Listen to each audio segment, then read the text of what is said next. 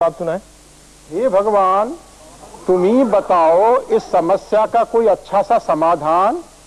हम खुशी मनाएं या गम, आंखें खुश्क हों कि नम, सरकार की लाख रुकावटों के बावजूद हम 1 अरब हो गए। दूधो नहाओ और पूतो फलों का बीज तो हमारे पुरखे पहले ही बो गए।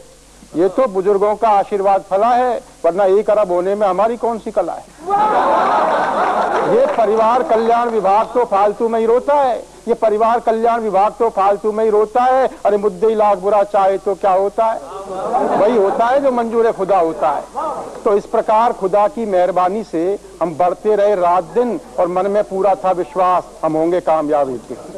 इसलिए हम सारी मुसीबतों को सह गए और परिवार कल्याण विभाग के अरमा आंसुओं में बह गए।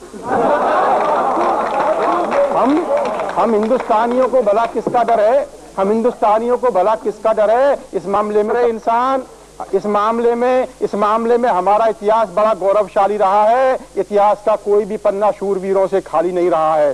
धृतराष्ट्र के 100 थे, राजा सगर के 1000, फिर हम ही क्यों करते फुल स्टॉप लगाने पर विचार। अब भी एक एक आदमी के हो रहे हैं 10, अब भी एक एक आदमी के हो रहे हैं 10। पकड़ में ही नहीं आ रही है समस्या की नस।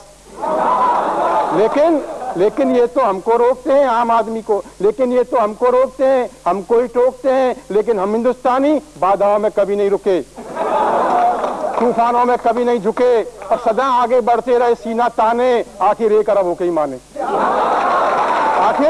आखिर 1 अरब होके ही माने, आखिर 1 अरब होके ही माने। लेकिन इसमें हाथ किसका है ये तो राम जाने।